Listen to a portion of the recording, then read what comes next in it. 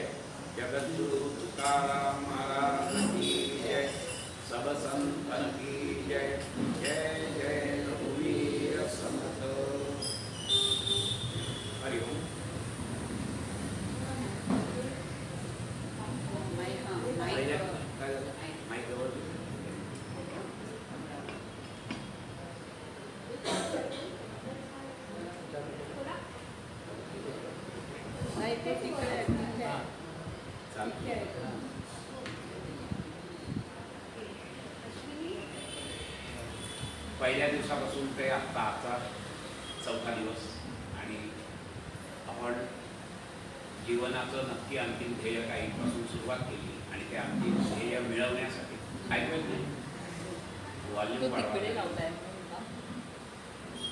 इकडून ऐकू येत नाही काय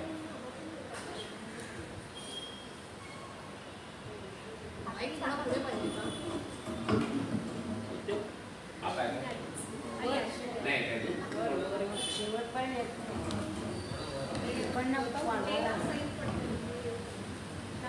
वॉल्यूम वाढवा जरा वॉल्यूम वाढवा आता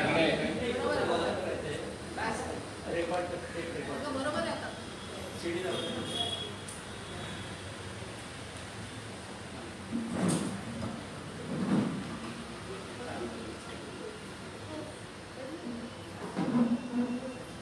आता येते आता व्यवस्थित मावशी येते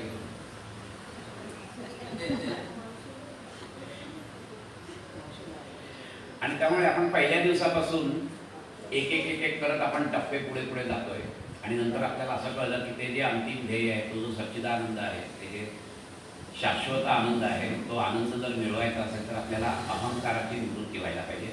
अहंकाराची तात्पुरती निवृत्ती होणार नाही तर अहंकाराची कायमस्वरूपी निवृत्ती व्हायला पाहिजे आणि ती कायमस्वरूपी निवृत्ती केव्हा होईल जेव्हा आपण आपल्यातला अहंकार नाहीसा करू. मग त्या अहंकाराची रूपं काय आहे आम्हाला कळतच नाही आणखी अहंकार आहे आणि त्यामुळे मग आपण काल एक हे घेतलेलं आहे की अहंकाराचं हे काय तर ज्ञानेश्वर माऊली सांगताय की किती अहंतेचा भावो जिव्हे सकळ शास्त्रांचा सराव तरी मग कोटी जन्म जावो न पाहिजे. अहंकाराविषयी अतिशय थोडक्या शब्दामध्ये ज्ञानेश्वर माऊलींनी आपल्याला सांगितलं आहे की तुम्ही कितीही शिका कितीही तुम्ही वेदशास्त्र परायण व्हा परंतु जर का तुमच्या चित्तामध्ये अहंकार असेल तर तुम्हाला अंतिम जे काही गोंडं फळ आहे मोक्षाचं ते मोक्षाचं फळ तुम्हाला मिळणार नाही. आणि ह्याचाच आपण निरूपण कालपासून चालू केलं अहंकारावर बोलण्याचं आणि नंतर मग आपण बघितलं की हा अहंकार कसा येतो, आणि नंतर मग आपण हेही बघितलं की या अहंकार येण्याची 7 कारणं प्राधान्याने जी काही सांगितलेली आहे ती आपल्याला ग्रंथात मिळतात. आणि ती म्हणजे कुलम वित्तम शुद्धम रूपम शौर्यम दानम तपस्ततः प्राधान्येन मनुष्याणाम सप्तैते मदहेतव. ही 7 कारणं आहेत की अहंकार कसा येतो तुमच्या याच्यात. तर या 7 कारणांनी अहंकार येतो असं आपण बघितलं. आणि मग ही 7 कारणं जर का अहंकार निर्माण करत असतील तर मग ही 7 कारणं काढून काय टाकत. पण ही 7 कारणं काढून नाही टाकताय तुम्हाला, कळलं नाही. कुलं, तुम्ही ज्या कुळात जन्म घेतला ते कुळ नाहीसं कसं करणार तुम्ही. ते कुळ आहेच. ज्ञान, ते ज्ञान कसं काय तुम्ही नाहीसं करणार. जे ज्ञान आहे ते आहेच ज्ञान. वित्त हे तुमच्या प्रारब्धाने मिळालं आहे तेही आहेच. मग हे नाहीसं तर आम्हाला करता येत नाही ही कारणं. मग अहंकार कसा काय कमी व्हायचा. तर आमच्या संतांनी असं सांगितलं की हे जे काही तुला प्रारब्धाने मिळालं आहे, तुझ्या प्रारब्धाने तुला कुळ मिळाला आहे, तुझ्या प्रारब्धाने तुला ज्ञान घेण्याची इच्छा निर्माण झाली, तुझ्या प्रारब्धाने तुला पैसे मिळालेले आहेत. हे सगळं तुझं प्रारब्ध आहे, तुझं पूर्वसिद्धीचं सुकृत आहे. ही जाणीव मनात ठेवून हे सगळं तुला उपभोगायचं आहे.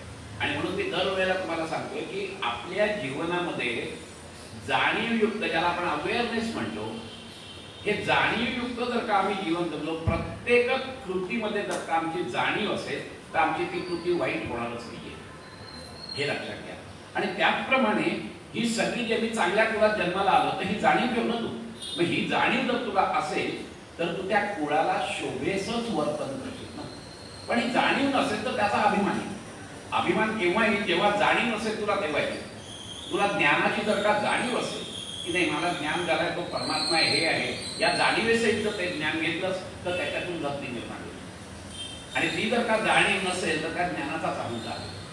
आणि त्यामुळे ज्या काही या 7 गोष्टी आम्हाला मिळाल्या आहेत, या 7ही गोष्टी आम्हाला आमच्या पूर्वसुकृतामुळे मिळाल्या आहेत, आमच्या प्रारब्धामुळे मिळाल्या आहेत, आमच्या चांगल्या कृत्यामुळे मिळाल्या. ही जर जाणीव ठेवली तर मी चांगलीच कृत्य करीन ना. कारण मला हे पक्क माहिती आहे, धर्मसिद्धांत मला माहिती आहे की मी चांगली कृत्य केली तर त्याचं चांगलं फळ मला मिळालं आहे. आणि हे जर चांगलं फळ माझ्या पूर्वीच्या चांगल्या कृत्यामुळे मिळालं आहे, ही जर जाणीव असेल माझ्यामध्ये तर याच्या पुढची कर्म पण माझी चांगलीच होणार आहे. फक्त माझी जाणीव पाहिजे, तिथपर्यंत होणार नाही.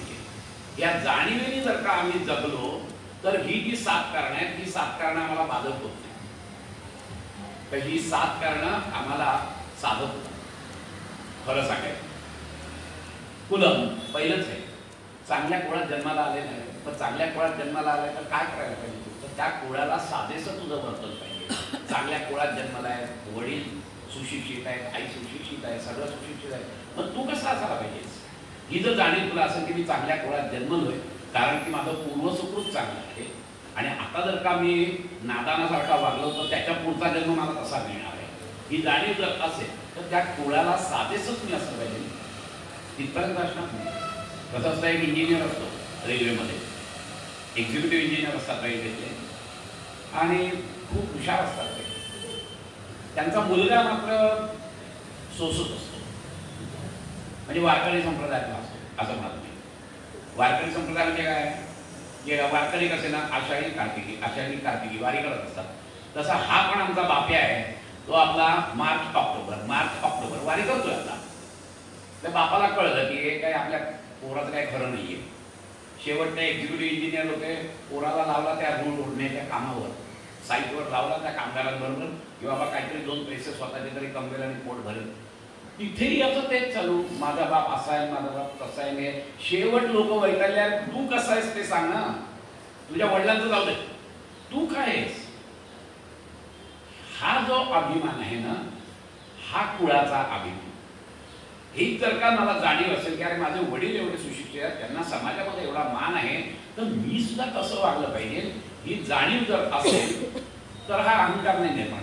पण ती जाणीव नसल्यामुळे फक्तच माझा बाप येऊ आणि माझा बाप द्याव एवढ्या याच्यावरच त्याचं चाललेलं होतं. आणि म्हणून दासबोधामध्ये यांनी पण सांगितलंय, सांगे वडिलांची कीर्ती तो एक मूर्खांची लक्षणं सांगितलंय दासबोधामध्ये. त्यातलं मूर्खाचं हे एक लक्षण आहे की जो आपल्या वडिलांची कीर्ती सांगतो तो सर्वात मोठा मूर्ख आहे. तू स्वतःचं कर्तृत्व सांग, फक्त बाकी काही सांगू नकोस. सांगे वडिलांची कीर्ती तो एक मूर्ख. आणि मग हा अहंकार तुमच्यात येतो, कुळामुळे येतो. कारण का? की आमच्यात अवेअरनेस नसतो, आमच्यात जाणीव नसते. या कुळामध्ये मी जन्मलोय, त्या कुळाची जाणीव पाहिजे तुम्हाला, की हे कुळ किती संपन्न आहे, माझे आई वडील किती संपन्न आहे, ही जाणीव आम्हाला नसते. आणि त्यामुळे आम्हाला तो अहंकार आहे. कुलम वित्तम, वित्त तर काय म्हणजे दमालच असते सगळी. कधीही आम्हाला जाणीव नसते की ही लक्ष्मी इतकी चंचल आहे की आज आहे तर उद्या नाही. कळलं की नाही? एवढी चंचल आहे, पण ती जाणीव नसते आम्हाला. आम्हाला त्याचाच मास येतो, धनाचा मास भयंकर असतो. आणि केव्हा ती येईल आणि केव्हा जाईल हे कोणालाही कळणार नाही. कळलं की नाही? हा बघ, आज माझे मित्र आहेत, तुम्हाला खरं सांगतो, सुरतमध्ये माझे मित्र आहेत की ज्यांचे बंगलेवर राजवाडेवरचा बंगले होते एकेकांचे. एक भूकंप आला आणि हीच कोट्याधीश लोक अक्षरशः हात असे पसरून वर बघतात की हेलिकॉप्टरने 2 गोळ्या पडतात का माझ्या हातात. कसली मस्ती घेऊन बसतात तुम्ही. एवढे मोठे होते. आपण तो वक्त पिक्चर बघितलाय ना सगळ्यांनी, बरोबर नाही? बर्राच आणि काय किती किती चंचल आहे. एक भूकंप होतो आणि एवढा मोठा राजासारखा माणूस राहणारा सगळी त्यांच्या याची दैना उठून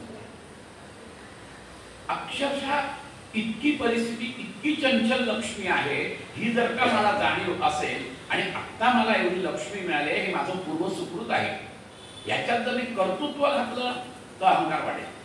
बघ मी कसं काम केलंय त्यामुळे एवढे पैसे मिळाले, कर्तृत्व घातलं की अहंकार वाढला. पण हेच जर कर्तृत्व घातलं नाही, भगवंताच्या कृपेने मिळालंय, मागच्या जन्मी तुम्ही पुण्य मी चांगलं काम केलंय, ही जाणीव ठेवून जर का तुम्ही वागला तर त्याच पैशाचा विनियोग चांगला होतो. आणि ती जर का जाणीव नसेल तर त्या पैशाचा विनियोग अतिशय वेगळ्या लक्षात घ्या, त्याच्याने मस्ती चढते. इतक्या सोप्या सोप्या शब्दात आम्हाला सांगितलेलं आहे. एक धुली सिंग नावाचा गुरु नानकांचा एक शिष्य होता. तो रोज यायचा, गुरु नानकांजवळ बसायचा, 5-10 मिनिटं बसायचा आणि प्रचंड श्रीमंत होता. 5-6 फॅक्टरी होत्या, शेत जमीन होती, प्रचंड प्रचंड श्रीमंत होता. तो रोज यायचा. शेवट गुरु नानकांना एक दिवस वाटलं की आता याला आपल्याला काहीतरी बोध द्यायला पाहिजे. म्हणून त्यांनी एक दिवस त्याला सांगितलं की जरा थांब, 15-20 मिनिटं थांब, मला बोलायचं आहे तुझी. गुरुजी म्हणाला, गुरुजी नाही मला बरेच माझी अशी मिटिंग आहे, माझी कशी मिटिंग आहे, हे आहे ते काहीतरी शिवत बसले होते. ती सुई दिली त्याच्यानंतर आणि सांगितलं एक काम कर, पुढच्या दिवशी घेऊन मला. हा आपल्याला जो निर्मल मिटिंग आहे ते घेतली, तिथे बाहेर बाजारात गेला, एक सोन्याची डबी घेतली, त्यात सुई ठेवली, देवाऱ्यापुढे ठेवली आणि कामाला लागला. 2-3 दिवसांनी याच्या डोक्यात प्रकाश पडला, अरे मला गुरुजी काय म्हणाले की ही सुई पुढच्या दिवशी आणून दे. पुढच्या दिवशी आणून द्या. परत घेतली ती डबी, गेला परत गुरु नानकांकडे, गुरुजी काय झालं म्हणे, ही डबी काय झालं? अहो म्हणे ही डबी मी पुढच्या दिवशी कशी तुम्हाला आणून देऊ? अरे म्हणे तू साधी सुई आणू नाही शकत, हे सगळं धनदौलत तरी आहे का तुझ्याजवळ? काहीतरी आहे का तुझ्याजवळ? मग कशासाठी धन आणि भूमो? हे लक्षात घ्या. एक सुभाषित फार सुंदर. काय नेणार आहेस? तुझं कर्म नेणार आहेस तू, बाकी काही नेणार नाहीयेस. इथे असलेली प्रत्येक ह्या 7ही गोष्टी ज्या आहेत ना, या 7ही गोष्टींपैकी एकही गोष्ट आपण नेणार नाही आहोत. तर काय नेणार आहोत आम्ही फक्त आमचं कर्म नेणार. धनानी भूमो पशवश्च गोष्टे भार्या गृहद्वारी जनश्मशाने देहश्चितायां परलोक मार्गे कर्मानुभो गच्छति जीव एका. काय येणार आहे तुझ्याबरोबर गेल्यानंतर? धनानी भूमो, जे काही धन कमवलं आहेस ते भूमीमध्ये, म्हणजे पूर्वी हांडे बिंडे करून ठेवायचे ना, म्हणून त्यावेळेस आहे ते सुभाषित. धनानी भूमो, ते भूमीतच राहणार आहे, ते तुझ्याबरोबर नाही येणार आहे. पशवश्च गोष्ट आहे, गुरं ढोरं ही सगळी गोठ्यातच राहणार आहे. कळलं की नाही? आता धनानी बँक म्हणू आपण, कारण आपली बँकेत झालं, एक लॉकर भरला, दुसरा लॉकर भरला, एक बेसमेंट भरलं. कळलं की नाही? आणि आमचा पशवश्च म्हणजे काय? गुरं ढोरं म्हणजे आमची कार, स्कूटर, सायकल, हे सगळं गॅरेजमध्येच राहणार आहे. धनानी भूमो पशवश्च गोष्टे भार्या, जिच्यावर प्रचंड प्रेम केलंय अशी तिची पत्नी आहे, ती तरी कुठपर्यंत येणार आहे? भार्या गृहद्वारी, दाराच्या चौकटीपर्यंत येणार आहे, तुझ्यावर येणार नाही. आणि जनश्मशाने, तुझे इतर नातेवाईक, मित्रमंडळ, हे तरी सगळं कुठपर्यंत येणार आहे? जनश्मशाने, स्मशानापर्यंत येणार आहे. आणि जो देह तू एवढा पोचलास, जसा काही अमरपट्टा घेऊन आलाय अशा स्टाईलनी जो काही पोचलास तू, तो देह तरी कुठपर्यंत नाही, देहश्चितायाम, चितेपर्यंत येणार आहे. अरे मग येणार काय तुझ्या मागे? देहश्चितायाम, परलोकात जाताना काय नाही, परलोक मार्गे कर्म अनुभव गच्छती जीव एका. कर्म मागून मागून येणार आहे तुझ्या, बाकी काही येणार नाही, हे लक्षात ठेव. मग जर का कर्मच माझ्या बरोबर येणार असेल आणि तेच फळून मला जर का त्याचा अनुभव देणार असेल, तर साधा हिशोब आहे की मी चांगलीच कर्म करावीत ना. मी वाईट कर्म कशाला करायचे? जर का कर्मच माझ्या बरोबर येणार असेल, मग चांगली कर्म आणि वाईट कर्म म्हणजे काय नक्की? काय नाही. जे कर्म मला भगवंताच्या जवळ घेऊन जात होते पुण्यकर्म, आणि जे कर्म मला भगवंताच्या दूर घेऊन जात होते पापकर्म. अगदी साधा हिशोब आहे. नक्की नैतिकता काय आणि अनैतिकता काय? अगदी साधा उपाय आहे. मी जे काही कृती करतोय ही मनापासून सगळ्यांनी करावी असं जर मला वाटलं तर ते नैतिक कर्म आहे. मी दान धर्म केला, मला मनापासून असं वाटतं ना की सगळ्यांनी केला पाहिजे दान धर्म, सगळ्यांनी दुसऱ्याला मदत केली पाहिजे, वाटतं की नाही वाटत? बरोबर आहे, ते नैतिक कर्म आहे. आणि मी चोरी केली तर त्या चोराला मनापासून असं नाही वाटत मी चोरी करतोय, पण मनापासून त्याला सगळ्यांनी चोरी करावी असं मुळीच वाटत नाही. अनैतिक कर्म, साधा हिशोब आहे एकदम, काही याच्यात वेगळं नाही. अध्यात्म म्हणजे काहीही बोजडपणा नाहीये, लक्षात घ्या. अध्यात्म म्हणजे साधा सरळ मार्ग आहे जीवन जगण्याचा.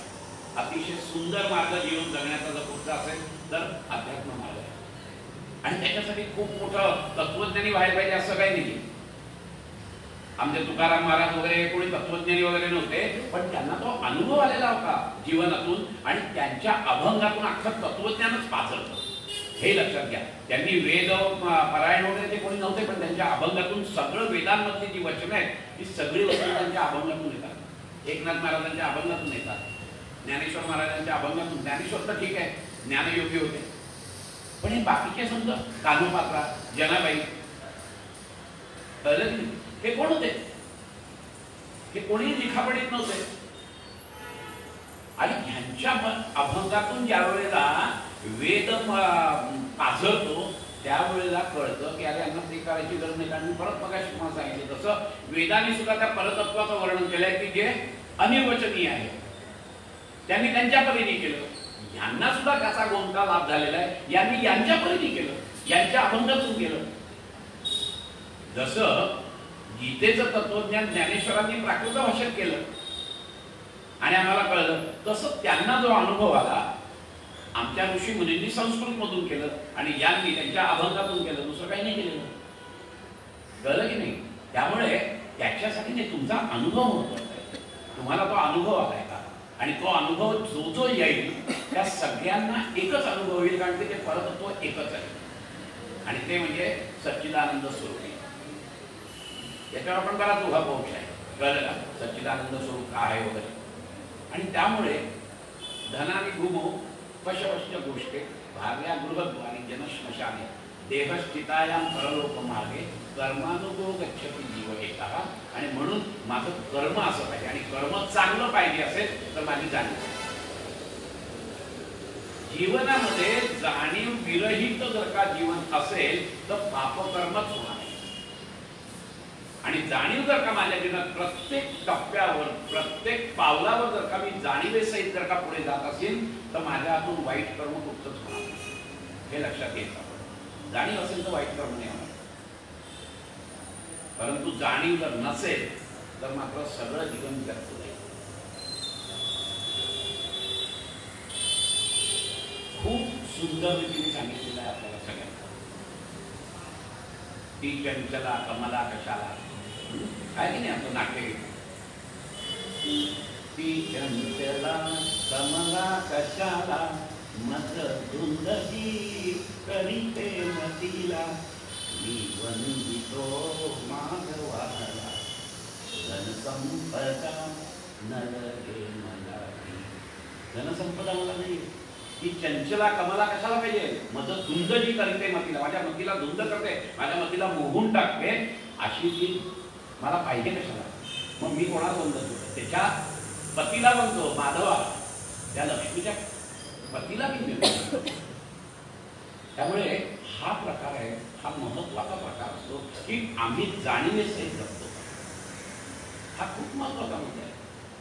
मग बोलम वित्तम श्रुतम ज्ञानाचा आता अहंकार मी सांगितलं, जसं जसं ज्ञान होतं तसं तसं अहंकार सूक्ष्म होत जातो आणि आपल्याला कळतच नाही अहंकार झालाय म्हणून. अहंकाराचा सर्वात मोठा आणि सर्वात सूक्ष्म जर अडथळा कुठला असेल तर आध्यात्मिक मार्गातला, तर तो म्हणजे अहंकार, की जो नंतर नंतर कळत नाही. खूप विद्वान पंडित आहेत, माझ्या संपर्कात आलेले काही विद्वान पंडित आहेत, एक 15-20 मिनिटात माणसाला कळतं की या माणसाला ज्ञान आहे पण हा माणूस अजून पुढे जाऊ नाही शकणार आहे. ज्ञान मिळणं खूप वेगळं आहे. ज्ञान आपण सगळेच मिळवतो. आपण BA होतो, MA होतो, PhD होतो, सगळं होतो, डबल PhD होतो, सगळं होतं, परंतु ते ज्ञान आम्हाला आमच्या जीवनशैलीत उतरवायचं आहे हे विसरून जातो त्या ज्ञानाच्या यात. तिथे जीवनशैलीत उतरवलं तर तुम्हाला त्याचा उपयोग आहे. एखादी तरी ओवी अनुभवावी. ज्ञानेश्वर महाराजांनी ज्ञानेश्वरी फार सांगितलं, अख्खी ज्ञानेश्वरी नका वाचू, एक ओवी आहे, ती ओवी एखादी कुठची ओवी घ्या, त्याच्यावर चिंतन करा, त्याच्यावर ध्यान करा आणि ती ओवी अनुभवा. तुम्हाला अख्खी ज्ञानेश्वरी वाचायची गरज नाही, एक तरी ओवी अनुभवा. अनुभवाच्या स्तरावर तुम्ही थोडंसं जरी आलं ना तरी अक्षरशः तुम्हाला सांगतो ग्रंथच्या ग्रंथ वाचण्याचा तुम्हाला फायदा होतो. एक तरी ओवी अनुभव. आम्ही ते अनुभवत नाही. हा खूप मोठा. येणे मक्षिका भक्षिली, काल आपण सांगितलं, येणे मक्षिका भक्षिली जाणीवेची तया भोजनाची रुची प्राप्त कैसी, अहंभावच्या मानसीचा विरेना तया ज्ञान हे अन्नपोटी दिलेना. अन्नपोटी ज्ञान दिलेल कसं? ते ज्ञान इथून खाली उतरलं पाहिजे ना, आणि ते ज्ञान जिरवायचं याचाच अर्थ ते जे ज्ञान आहे ते आपल्या जीवनशैलीत उतरवायचं. ते जीवनशैलीत आम्ही उतरवत नाही आणि म्हणून आम्हाला अहंकार बाधत आहे. आणि त्याचा जो अहंकार येतो तो अहंकार आमच्या पुढच्या गतीला बाधत करतो. आमची पुढची गती येत नाही. त्यामुळे त्याचाही अहंकार कधीही बाळगू नये. एक असाच कीर्तनकार असतात, खूप प्रसिद्ध कीर्तनकार असतात, ज्ञानी असतात, प्रचंड ज्ञानी. एका गावात त्यांचं कीर्तन असतं, त्याच गावात त्यांचा एक मित्र राहतो. ते त्या मित्राकडे जातात. मग रात्री जेवण वगैरे झाल्यावर गप्पा होतात, मी असा आहे तसं आहे तसं आहे, खूप काय काय. तो मित्र जो असतो तो म्हणतो बाबा छान, म्हणजे तू उद्या ये माझ्या कीर्तनाला, तू काय सांगणार आहे म्हणे गेलं ते बाकीच्या तेच काय मी काही येतो, तुला माहिती आहे का मी काय आहे ते, तू ये कीर्तनाला म्हणजे तुला कळेल मी कोण आहे. बरं बाबा येतो. दुसऱ्या दिवशी कीर्तन उभं राहतं. कीर्तन उभं राहिल्यानंतर एक 2-3 वाक्य कीर्तनकार भाऊ म्हणतात, हा पठ्याला काही दिसतो, हे शंकराचार्यांनी म्हटलेलं आहे. परत 4-5 वाक्य होतात, परत हा उठतो, हे ज्ञानेश्वर माऊलींनी म्हटलेलं आहे, मग हे तुकाराम महाराजांनी म्हटलेलं आहे. असं 5-6 वेळा झाल्यानंतर तो इतका चितो, तुला कळत नाही मी कीर्तन करतोय का तू करतोय, हे तुम्ही म्हणताय, हे बाकीच्यांनी म्हटलंय, हे तुमचं आहे. त्याला सांगायचं हे होतं की अरे तू सगळं शिकलास पण तुझ्या याच्यातून खाली आलाय का? तर आता मी एवढंसं बोलल्यावर तुला राग आला तर तू कसला अध्यात्म, कसलं तू ते जे ज्ञान आहे ते ज्ञान आपल्या जीवनशैलीत हे म्हणे तुमचं आहे. बाकी सगळी जे आहेत शंकराचार्य, तुकाराम महाराज, एकनाथ महाराज, ज्ञानेश्वर महाराज, हे सगळ्यांचं तुम्ही सांगितलं आणि हे मात्र तुमचं आहे. हे ज्ञानेश्वर महाराजांचं नाही आहे. कारण ज्ञानेश्वर महाराजांना अनंत छळ होऊन सुद्धा त्यांनी काय मागितलं तर जे खडांची व्यंकटी सांडो दया सत्कर्मी रती वाढत. कारण त्यांनी ते ज्ञान उतरवलं होतं त्यांच्या जीवनशैलीमध्ये. आणि खरं सांगायचं तर आदल्या रात्री त्या मित्राला हेच सांगायचं होतं वेगळ्या पद्धतीने, पण ते कीर्तनकार भावाला आमच्या समजलं नाही. कारण की फक्तच इथपर्यंतच होतं ते ज्ञान, त्या खाली उतरलं नव्हतं. त्यामुळे त्याला कळलं नाही. आणि तोच सांगतो तू माझं ज्ञान काय तुला माहिती काय, ये कीर्तनाला म्हणजे कळेल. आता त्या मित्राने दाखवून दिलं तुझं काय ज्ञान आहे, काही येऊ शकतं ना. असं ते हे असतं. कुठून कुठून ते अहंकार कुठच्या मार्गाने आमच्या जीवनात शिरले सांगता येत नाही. त्यातलं प्राधान्याने ही 7 कारणे. आणि ज्ञानाचा अहंकार तर कुठून शिरेल हे कळणारच नाही. अक्षरशः कळणार नाही ज्ञानाचा अहंकार कुठून शिरला म्हणून. एक असे शिवाजी महाराजांच्या दरबारात एक वामन पंडित म्हणून होते. एकदम वेदपारायण तर्कतीर्थ वगैरे असे प्रचंड शिकलेले, सगळे 4 वेद 18 पुराण वगैरे सगळं मुखोद्गत. त्यांना पंडित म्हणून पदवी होती आणि मान मराठा होता. शिवाजी महाराजांच्या दरबारामध्ये त्यांना मान होता, प्रचंड मान होता. आणि पंडित म्हटल्यानंतर त्यावेळेला एक पद्धत अशी होती की पंडित कुठेही गेले तरी समोर 2 मशालधारी आणि मागे 2 मशालधारी आणि मध्ये पंडित, अशी ती सगळी स्वारी जायची पंडितांची. या वामन पंडितांना चांगलं मिळत होतं की नाही, सगळं मानधन मिळत होतं, मान मिळत होता, सगळं मिळत होतं त्यांना. पण ते ज्ञान त्यांना, त्यांचा अहंकार जो आहे त्या ज्ञानाचा, तो त्यांना काही स्वस्त बसू देईना. आणि काय म्हणजे वादविवादात या साध्या साध्या लोकांना हरवतो, मला कंटाळा आला. आणि वादविवादात त्यांना कोणी हरवत नव्हतं. पण तर्कतीचं ना, तर्काचा पूर्ण आमचं अख्खं तत्वज्ञान जे आहे ना, ते तर्काधिष्ठित आहे. The peak of logical thinking ज्याला आपण म्हणतो. सगळी दर्शनं, तुम्ही एक दर्शन वाचलं ना, मी सगळ्या दर्शनांचा नुसता अभ्यास नाही केला तर मी एमएला शिकवतो सगळी दर्शनं, सगळी साई आस्तिक दर्शनं आणि 3 नास्तिक दर्शन. तुम्ही बघा ना, एक दर्शनाचा अभ्यास केला की असं वाटतं नाही हेच दर्शन बरोबर आहे. कारण तर्कावर घासून घासून घासून घासून ते शुद्ध केलेलं असतं. आणि मग तुम्ही अद्वैत सांख्य फिलॉसॉफी वाचली की असं वाटतं हा सांख्य फिलॉसॉफी सारखं दुसरा तर नाहीच आहे.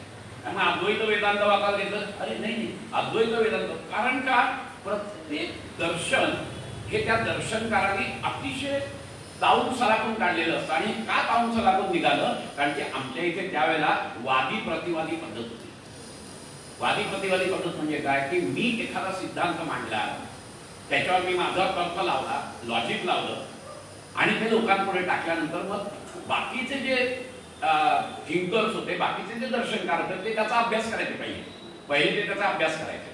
ते अभ्यास केल्यानंतर त्यांना कळायचं की याच्यात ही चूक आहे आणि मी जे सांगतोय ते बरोबर आहे. मग परत सभा व्हायची, यालाच वादी प्रतिवादी सभा म्हणायचे. मग त्या सभेमध्ये हे सांगायचे की बघ हे असं असं आहे, हा तुझा तर्क चुकीचा आहे, याच्यापेक्षा मी जो सांगतोय तो तर्क बरोबर आहे. हा जेव्हा त्या दर्शनकाराला करायचं तेव्हा तो म्हणतो की अरे याच्यावर आक्षेप घेतला गेला, म्हणजे मला अजून शुद्ध करायला पाहिजे माझं दर्शन. मग तो शुद्ध करायचा आणि ह्यानी जे सांगितलेलं आहे त्याच्यावर तो परत अभ्यास करायचा. बघा, अभ्यास केल्यानंतर टीका होते, लक्षात घ्या तुम्ही. आमच्या इथे आता ना नुसतीच टीका होते. कोणी मनुस्मृती वाचलेली नाहीये, कोणी वर्णाश्रमाचा अभ्यास केलेला नाही, पण जे काही बोलतात ते असे काही बोलतात ना, जसं काही सगळं मनुस्मृती. आणि अरे तुम्हाला अधिकार कोणी दिलाय? आणि ह्याच्या उलट आमचे दर्शनकार त्या दुसऱ्याच्या दर्शनाचा इतका अभ्यास करायचे की त्याने पण केला नसेल.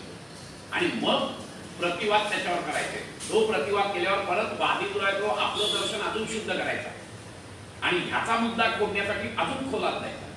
हे वादी प्रतिवादी करत आमची सगळी दर्शनं ही लॉजिकली तर्काच्या दृष्टीने सगळ्याचं शिखर आहे, हे लक्षात घ्या. असे हे तर्ककीर्थ वामन पंडित.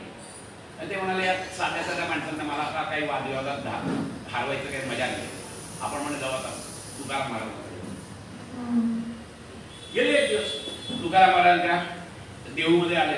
लांबूनच तुकाराम महाराज बघितलं, मशालदारी आलो. आपण मशालदारी आले, पंडित आले, लगेच उभे राहिले, या पंडित काय झालं, कसं काय येणं कळलं. अहो नाही म्हणे मी तुमच्याशी वादविवाद झाला म्हणे. माझ्याशी काय वादविवाद झाला? आता हा माणूस धीर गंभीर, हा नम्रतेचा कळलं की तो म्हणाला अहो माझ्याशी वादविवाद काय, मी आराडी माणूस, मी तुमच्याशी काय वादविवाद झाला? मी आत्ताच सांगतो मी हारलो. अहो असं कसं, मी तुमच्याशी वादविवाद झालाय ना? नाही म्हणे मी हारलो, तुमच्यासारखीशी काय वादविवाद घडला म्हणजे. पण म्हणे एक काम करा, तुम्हाला वादविवाद झालाय का, तुम्ही एक काम करा म्हणे, त्या सज्जनगडावर जा, तिथे समर्थ रामदास स्वामी बसलेले त्यांच्याकडे जा, त्यांच्याशी वादविवाद झाला. कळलं नम्र झाला भूता त्याने कोंडीले अहंकार. त्यांना कळलेलं होतं की यांना अहंकाराची बाधा झालेली आहे, परंतु त्यांचा नायनाट करायचा म्हणून यांनी स्वतःची नाही सोडलेली नम्रता. नम्र झाला भूता त्याने कोंडीले अहंकार. त्या अनंताला कोंडून ठेवायची सुद्धा ताकद त्या नम्रतेमध्ये आहे, अहंकार विरहित अशा अवस्थेमध्ये आहे, हे लक्षात घ्या तुम्ही. आता वामन पंडित म्हणाले ठीक आहे बाबा, मग मी सज्जनगडावर, म्हणून सज्जनगडावर आली यांची स्वारी. लांबून हे रामाच्या अधिष्ठानाला बसलेले होते समर्थ. लांबून बघितलं की बाबा मशालदारी आले, मशालदारी आले, लगेच उठले ते विचार या पंडित काय कसं काय ना कळत नाही म्हणजे मी तुमच्याशी वादविवाद झाला आलोय, याच्यावर शास्त्रावर वादविवाद झाला पाहिजे, घालू म्हणे काय हरकत नाही. पण म्हणजे मी आता जरा रामाचं अधिष्ठानाला चालू आहे, 2 तास लागतील तिथपर्यंत. एक काम करा म्हणे, तिकडे पलीकडे म्हणे माझा शिष्य बसलाय कल्याण, त्याच्याकडे जा आणि त्याच्याशी गप्पा मारा म्हणे, त्याच्याशी वादविवाद करा, काही हरकत नाही, माझं झालं की मी येतो. आता म्हणे की ठीक आहे तुमचं रामाचा अधिष्ठान आहे, तुम्ही जातो तिथे. म्हणून त्या कल्याण स्वामी जिथे बसले होते तिकडे गेले तर हे आपले सुपारी एवढा मोठा ढीक घेऊन सोलत बसले होते सुपारी. ते सुद्धा बघितलं अरे बापरे वामन पंडित आले लगेच ताडकन उभे राहिले. अरे बापरे पंडित कसं काय येणार? म्हणे तुमच्या गुरुजींकडे आलो होतो शास्त्रावर वादविवाद घालण्यासाठी. पण म्हणे ते रामाच्या अनुष्ठानाला बसले आणि त्यांनी सांगितलं की तुमच्याकडे येऊन वादविवाद करा. अहो म्हणे मी काय वादविवाद करणार? आमच्या गुरूंची लायकी कुठे माझी लायकी कुठे? पण म्हणे एक लक्षात घ्या आमच्या गुरूंनी जर तशी आज्ञा केली असेल तर मला काय वाटतंय ते झालं तरी तुम्ही मोठा नाही. मला वादविवाद घातला म्हणजे मला माहिती आहे की मी अतिशय म्हणजे सिंहापुढे मुंगी आहे, हत्तीपुढे मुंगी असल्याला कमी आहे. पण म्हणे काय करणार माझ्या गुरूंची आज्ञा आहे. गुरु हे सर्वश्रेष्ठ आहे. ठीक आहे म्हणे आपण घालू वादविवाद. मग म्हणे करा सुरुवात. नाही म्हणे करा. ठीक आहे म्हणे मी सुरुवात करतो. बाजूला एवढं मोठं सगळं ढीक पडलेला होता सुपाऱ्यांचा. उचलल्या अशा मुठीत घेतल्या असं. सांगा म्हणे किती आहेत सुपाऱ्या आहेत? वामन पंडित म्हणाले असं कसं सांगणार म्हणे मुठीत सुपाऱ्या किती आहेत का? सांगा ना म्हणे तर्क लावा ना किती आहेत. तुम्ही तर्कशास्त्री ना तर्कशास्त्राचे पंडित तुम्ही. किती आहेत म्हणे एका मुठीत माझ्या या मुठीमध्ये किती सुपाऱ्या आहेत सांगा तुम्ही. तर्क लावा. आणि तुम्ही तर्कशास्त्राचे पंडित आहात तुम्हाला तर्क लावता येईल आणि तो तर्क समजावून सांगण्याची हातोटी आहे तुमच्यात. सांगा म्हणे असं कसं म्हणे सांगता येईल तुमच्या ह्याच्यात मुठीत किती सुपाऱ्या असते. शेवटे वामन पंडित म्हणून आले की तुम्हाला येतं का म्हणे? हो म्हणे मला उत्तर माहिती आहे. मग सांग. नाही सांग नाही म्हणे हारलो म्हणा. आणि हे काय तुकाराम महाराज तेव्हा समर्थ नव्हते हे शिष्य होते हे म्हणाले हारलं म्हणा तर सांगतो. तर वामन पंडित म्हणाले माझ्यासारख्या तर्कतीर्थाला ज्याचं उत्तर माहीत नाही हा काय देणार उत्तर? ठीक आहे म्हणे हारलो म्हणे. बस अहो मुठभर सुपाऱ्या आहे. अरे हे माझं नाटक आहे ना. आम्ही याला जातो पूर्वी तेव्हा काय 2 लाख तांदूळ होते असं म्हणतो का? हा नाही मागचं एक अधेली ते पूर्वी अधेली होती कळलं की नाही. आता किलो भर असतं 1 किलो तांदूळ द्या. आता आम्ही असं म्हणतो का 2 लाख तांदूळ दे 10 लाख तांदूळ दे. नाही ते मागतंय तसं हे एवढा ढीग आहे त्या ढिगातली एक एक सुपारी थोडी मोजणार आहे माणूस. सुपारी मुठीत आहे मूठभर सुपारी आहे. वामन पंडित म्हणाले हा शिष्य एवढा भारी ते गुरु काय असेल जाऊ दे आपण आपल्या मागच्या दाराने पळून जातो. काही गरज होती का? चांगला मान घरातच होता सगळं मानधन मिळत होतं सगळं होतं पण तो अहंकार स्वस्त बसतो. नवल अहंकाराची गोठी विशेषे न लगे अज्ञानापोटी सज्ञानाचे झोंबे कंठी नाना संकटी नाचवली. ज्ञानेश्वरांनी म्हटलेलं आहे. नवल आहे नवल अहंकाराची गोठी विशेषे न लगे अज्ञान. कारण अज्ञानी माणसाला माहिती आहे माझं अज्ञान आहे तो आधीच कबूल करतो मी अज्ञानी आहे. कळलं की नाही. त्यामुळे त्याला तो अहंकार डसतच नाही. सज्ञानाचे झोपे कंठी. ज्ञानी माणूस असतो त्याला मात्र अहंकार चांगल्यापैकी झोंबतो आणि त्याला संकटात टाकतो. सज्ञानाचे झोंबे कंठी नाना संकटी नाचवली. हा अहंकार कधी केव्हा कुठून येईल हे सांगता येत नाही. म्हणून जरी ज्ञान झालं तरी देखील ते जाणीवपूर्वकच ज्ञान पाहिजे. जाणीव म्हणजेच योग. एक लक्षात घ्या अवेअरनेस इज द योग. जाणीवपूर्वक कर्म केलं तर तो कर्मयोग होतो. नुसतं गाढवासारखं याच्यासारखं काम केलं तर तो कर्मयोग नाही. जाणीव पाहिजे. जाणीवपूर्वक भक्ती केली म्हणून त्याचा भाव पाहिजे तर तो भक्ती योग होतो नाही तर होत नाही.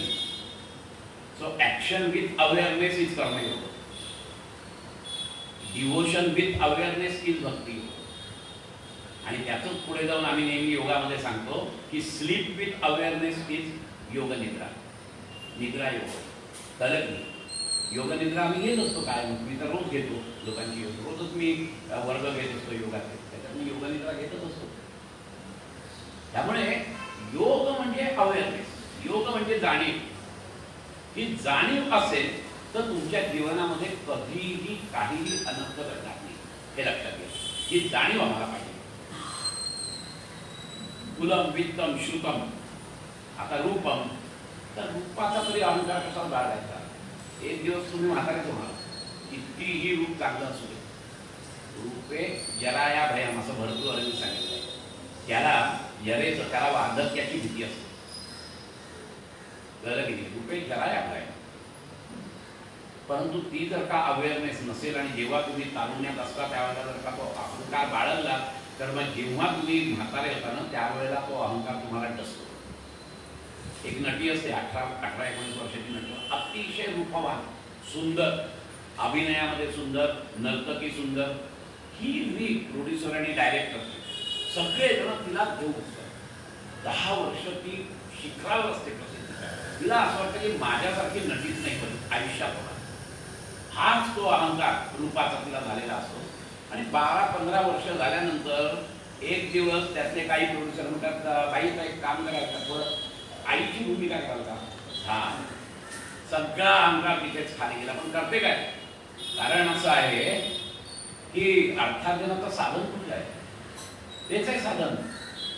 काही इलाज नाही तो अहंकार किती येऊ दे किती, कारण अहंकाराचं जे दुःख आहे ना ते शारीरिक दुःखापेक्षा खूप आहे, हे लक्षात घ्या. शारीरिक दुःख लगेच भरून निघेल तुमचं, पण अहंकाराचं दुःख, एकाने कोणी आम्हाला जर अपमान केला ना आमचा, तर ते दुःख त्या माझ्या अहंकाराला जर दिवसलं ना तर ते दुःख मी 10-10 वर्ष ठेवतो माझ्या उराशी काढून. आणि तेच कोणीतरी असा चाकूचा हात मारला ना 10 दिवसात ती जखम भरून होती. पण ही जी जखम झालेली आहे ना ही 10-10 वर्ष, आणि 10 वर्षांनी तो माणूस जेव्हा येतो ना तेव्हा सुद्धा माझा तो अहंकार जागृत होतो आणि ती जी जखम असते ती भळभळा व्हायला लागते. अहंकाराला डिवचलं की जे दुःख होतं ते शारीरिक दुःखाच्या काही पटीने जास्त. आणि म्हणून अहंकार कुठे नको. नटीचं तेच झालं. बरं ठीक आहे, मग परत ती ऍडजस्ट झाली नटी. चला आता सुंदर, म्हणजे तेवढी तरुण सुंदर दिसणारी आई पण आहे असाच अभिमान तिने बाळगला. अरे मग माझ्यासारखी काय 35ची सुद्धा आई कशी सुंदर दिसते, कशी छान आहे. झालो अहंकार झालं. बाई 45ला आल्या. 45ला आल्यानंतर परत आपलं प्रोड्युसर, आता एक काम करा, आजीची भूमिका करायला तुम्ही, काय उपयोग आहे? आणि शेवट आपल्याला माहिती आहे या नाट्यांचं काय होतं. प्रसिद्धीच्या झोतात राहण्यासाठी, सुंदर दिसण्यासाठी ते काय काय उद्योग करतात. तुम्ही खरं सांगतो, मी बघितलेल्या काही नट्यांना, त्यांच्या जर घरी गेलात ना तुम्ही बघवणार नाही त्यांच्याकडे अशा नट्यांकडे. कारण सगळं जे दिसतं ना तो सगळा मेकअप असतो. त्यांचं ओरिजिनल सौंदर्य अजिबात दिसत नाही. हा थोड्या नट्या अशा आहे. मी बघितलंय म्हणून सांगतो. नूतन, मी नावं घेऊन सांगतो, शेवटपर्यंत नूतन अतिशय सुंदर होती. आमच्या इकडेच कळव्याला त्यांचा बंगला होता त्या डोंगरावर. आणि काही वेळेला आम्हाला खाली सह्याद्री सोसायटीमध्ये दिसायच्या नूतन. त्यावेळेला सुद्धा त्या अतिशय सुंदर. असे काही अपवाद आहेत, पण बाकीच्या नट्याचं बघा तर बघवणार नाही. काय उपयोग आहे त्या अहंकाराचा? रूपे जराया भया, कुलम वित्तम शुल्कम रूपम शौर्य. शौर्याचा तरी कशाला अभिमान करायचा? काय तुमच्यात ताकद हो, पण ही ताकद राहणार आहे का? क्षणभंगूर आहे तुमचं सगळं. कळलं की नाही?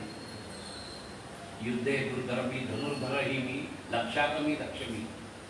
कळलं की नाही?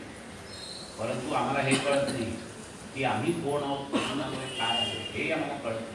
त्यामुळे त्या शौर्याचा तरी अभिमान बाळगायचा कशाला? एक दिवस तुझ्यातली शक्ती नाहीशी होणार आहे ही जाणीव. म्हणून परत परत तुम्हाला हा शब्द मी मुद्दाम ठोकतोय तुमच्या याच्यावर की जाणीवपूर्वक जर का तुम्ही जगलात, तिथे सुद्धा जर जाणीव असेल तर त्या शरीर सौष्ठवाचा तुम्ही चांगला उपयोग करू शकाल. त्या रूपाचा तुम्ही चांगला उपयोग करू शकाल. त्या वित्ताचा तुम्ही चांगला उपयोग करू शकाल. त्या ज्ञानाचा तुम्ही चांगला उपयोग करू शकाल. पण जाणीव पाहिजे. आमच्याकडे जाणीव नसल्यामुळे त्यावेळेस पुढचा आमचा अहंकार असतो आणि नंतर तो ते तर निघून जातं. कारण सगळं जगत क्षणभंगूर आहे, त्यामुळे ते तर निघून जाणारच आहे. आणि मग जे काही दुःख होतं, मगाशी म्हटलं तसं अहंकाराला डिवचलं की त्याचं दुःख हे भयंकर प्रचंड असतं. आपल्याला सहन होत नाही ते दुःख, एवढं प्रचंड दुःख असतं. आणि म्हणून तो अभिमान जर का येऊ द्यायचा नसेल तर तुम्ही जेव्हा जेव्हा म्हणून अत्युच्च पातळीवर असाल तेव्हा ते उपभोगा, पण ते विथ अवेअरनेस उपभोगा, जाणीवपूर्वक उपभोगा. तर तुम्हाला तो अहंकार दिसणार नाही. कळलं की? हा खूप महत्त्वाचा मुद्दा आहे. सांग कुलम वित्तम शुल्कम रूपम शौर्यम आणि दानम. दानाचा सुद्धा अभिमान असतो. आमच्या शास्त्रात काय सांगितलं आहे? उजव्या हाताने दिलेलं दान डाव्या हाताला कळता नाही का? हे आमच्या शास्त्राने सांगितलं. पण आमचा दानात सुद्धा अभिमान कसा असतो? एक ती याची एका पायरीवरची एक मार्बलची शीट देतात आणि त्याच्या खाली एवढ्या मोठ्या अक्षरात लिहितात विकास गोखले यांचं. त्या विकास यांकडून देण्याचा खर्च त्या पायरीच्या त्या मार्बलपेक्षा जास्त असतो. कशासाठी मग त्याच्याबरोबर फोटो, माझा फोटो काढ त्याच्याबरोबर. आणि इथे आमच्या शास्त्रात सांगितलं की उजव्या हाताने दिलेलं दान डाव्या हाताला नाही करता. या दानात सुद्धा वेगवेगळे प्रकार आहेत. तामसिक, राजसिक, सात्विक तिन्ही प्रकारची दान असतात. तामसिक दान करणाऱ्या माणसाला माहिती तरी असतं की मी दान करतोय त्याच्या मागे अतिशय वाईट येतोय, हे माहिती तरी असतं त्याला, कळलं की नाही. पण राजसिकवालाही माहिती असतं, पण सात्विकवाल्याला माहिती नसतं. तामसिक दान म्हणजे काय?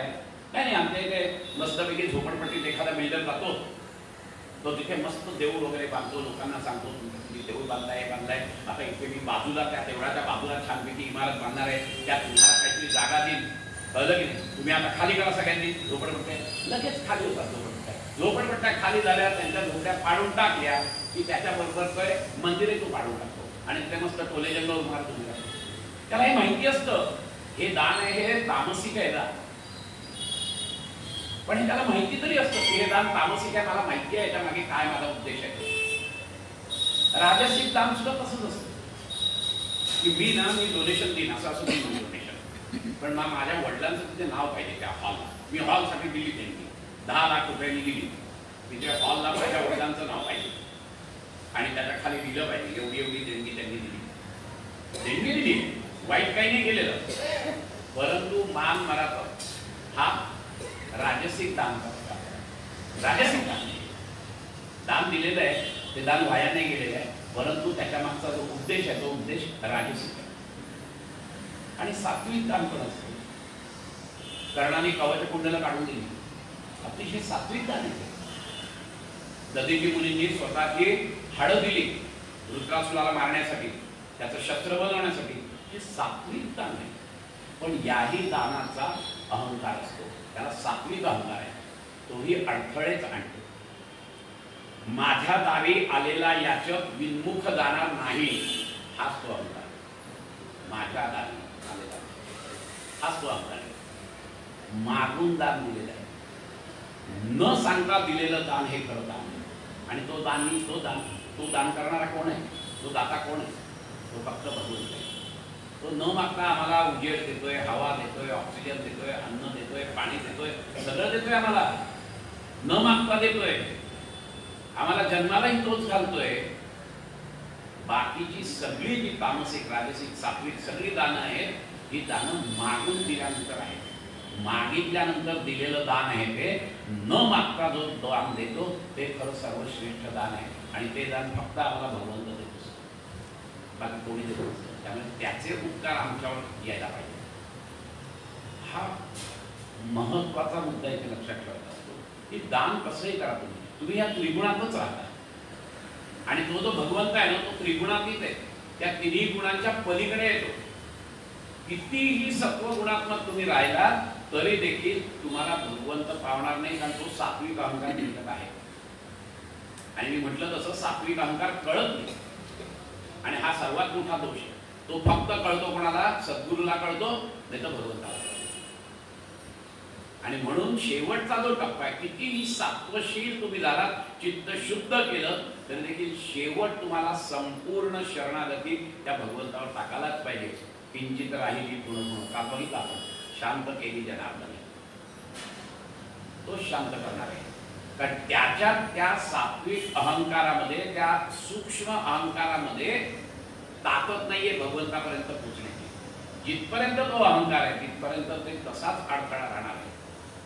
तोही जेव्हा तुमचा जाईल आणि तो जाईल तो संपूर्ण शरणागती, तिथपर्यंत नाही. मी म्हटलं ना, भक्ती 3 प्रकारांनी होतो.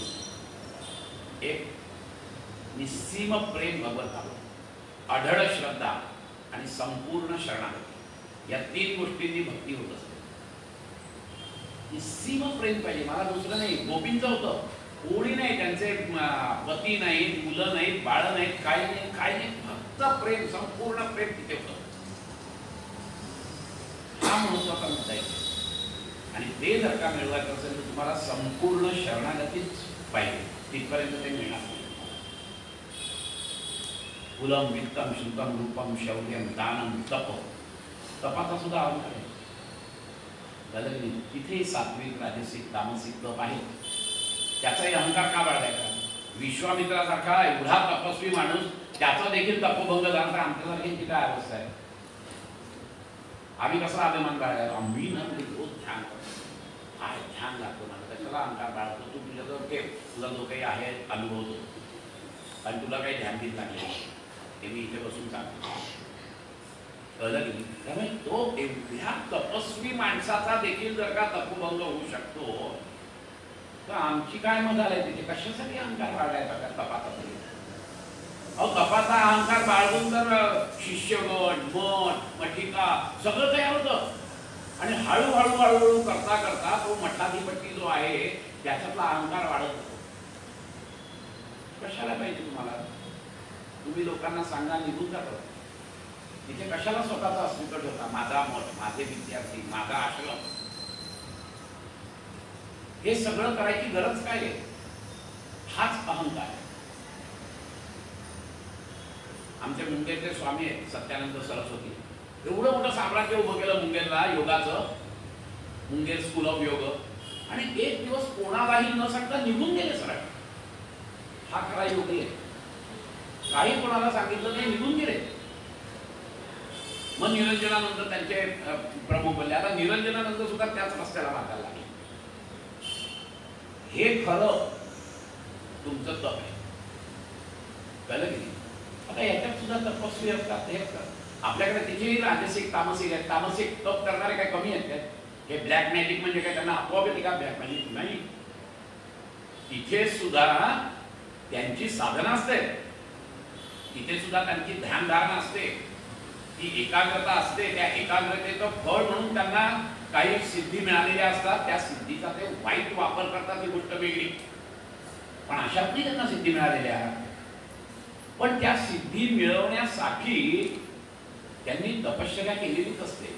आणि ती तपश्चर्या करताना त्यांना माहिती असतं की मी ही तपश्चर्या का करतोय, कारण मला अशा सिद्धी प्राप्त व्हायला पाहिजेत की जेणेकरून मी इतरांचा संवाद करेन, जेणेकरून मी सगळ्या दुनियेचं राज्य माझ्यासमोर आणून ठेवेन. माहिती असतं त्याला. तसंच राजसिक पण तप आहे, आणि तसंच सात्विक तप आहे. सात्विक तपाचा कळस विश्वामित्र आहे. अप्सरा, रंभा, मेनका सगळ्या बसल्या आहेत वरती, त्यासाठीच बसल्या. कळलं की नाही? आम्हाला कळत नाही, पण तुमचा अवेअरनेस जर तुझे असेल तर काही होणार नाही. आणि त्यामुळे ह्या ज्या 7 गोष्टी आहेत की ज्याच्यामुळे अहंकार तुमच्या जीवनात येऊ शकतो, त्या 7 गोष्टी जर का तुम्ही जाणीवेसहित जर का जगला तर त्याचा अहंकार तुम्हाला येणार नाही, हे नक्की आहे. आणि तो जर का जाणीव नसेल त्याची, तर मात्र तो अहंकार कसाही तुमच्या कुठच्याही मार्गाने कुठच्याही दिशेने शिरेल आतमध्ये, तुम्हाला कळणार पण नाही की तो अहंकार कसा शिरला माझ्यावर. कळलं की नाही? त्यामुळे हा अहंकार जो आहे, हा अहंकार तिथपर्यंत तुम्ही घालवत नाही तिथपर्यंत तो परमेश्वर प्रकटच होणार नाही. तो अहंकार, ती अशुद्धी जिथपर्यंत चित्तात आहे तिथपर्यंत तो भगवंत येणार नाही. कबीरांनी फार सुंदर सांगितलंय, प्रेम गली बहु साकली उसने दोन समय. ही प्रेमाची गल्ली आहे की म्हणे अरुंद आहे की याच्यामध्ये एक तर तुझा अहंकार राहील तर मी राहील, तू सर्व काय करायचं. प्रेम गली बहु साकली उसने दोन समय. त्याच्यावरूनच आमच्या जनाबाईंनी फार सुंदर अभंग लिहिला आहे की प्रभूला सांगते, प्रभू यावो आता मंदिरी, कुणी नाही दुसरे. या तुम्ही, मी या माझ्या हृदय मंदिरातली सगळी घाण काढून टाकली आहे. काम भरतार गेला तुम्ही, क्रोध सासरा नाही घरी, दंभ दिले फिरे बाहेरी, प्रभू यावो आता मंदिरी. मी माझा हा कामरूपी भरतार गेलेला आहे बाहेर. कळलं की नाही? क्रोधरूपी सासरा बाहेर गेलाय, दंभरूपी वीर बाहेर गावात भटकतोय. कोणी नाही येते. भ्रांती सासूचा नाही पत्ता, नष्ट झाल्या आशा ममता, ठेवा जावा गेल्या माहेरी, प्रभू यावो आता मंदिरी. आता ह्या सगळे गेलेले आहेत सगळे, ही सगळी सासरची मंडळी आहेत. त्यावेळेला ना लहानपणी हे व्हायचं, लहान मुलं असताना लग्न व्हायची, त्यामुळे खूप ओढ असायची. आणि त्यामुळे सासरच्या मंडळींची उपमा दिलेली आहे जनाबाईंनी. काम भरतार गेला तुम्ही, क्रोध सासरा नाही घरी, दंभ धीर फिरे बाहेरी, प्रभू यावो आता मंदिरी. भ्रांती सासूचा नाही पत्ता, नष्ट झाल्या आशा ममता, हेवा दावा गेल्या बाहेरी प्रभू यावं का मंदिरी. पण एवढं करून थांबली का ती? एवढं करून नाही थांबली. मग ती जागा स्वच्छ झाली आहे, ती जागेतले हे सगळे काढले आहेत ती, आणि मग आता तिथे सात्विकतेची ही करते ती. कळलं की भक्ती बहिणीची लागली गोडी बोध पुत्र आलासे जोडी. मी तिथे तेवढंच नाही केलेलं तर निरांजन उदबत्ती फुलं सुवासिक फुलं ठेवली आहेत, सजवलंय ते माझं हृदय मंदिर. मी कशाने सजवलंय तर ज्ञान आणि भक्तीने. भक्ती बहिणीची लागली गोडी बोध पुत्र आलासे जोडी. जनी हरीचे चरण धरी प्रभू यावं का मंदिर. किती सुंदर आळवलाय तिने. ही जी काही भावना आहे ना, आपण पुढचा अभंग तोच घेणार आहोत, भावावरच घेणार आहोत की कुठच्याही साधनेमध्ये भाव कसा असला पाहिजे, भाव भक्ती कशी असली पाहिजे, प्रेम कसं असलं पाहिजे त्या साधनेचं, हा अभंग पुढे घेणार आहोत. हा जो काही प्रकार आहे तो प्रकार जेव्हा आपल्याला कळतो, एका सुभाषितकारांनी पण फार सुंदर दिलेला आहे. दूर दे हम भाव फेकून मनुजा दूर दे हम भाव फेकून, ये बाहेर निज हृदयाचे मंदिर तू सोडून, स्वामीसाठी सर्व सिद्धता तेथे ठेव करून, दूर दे हम भाव फेकून.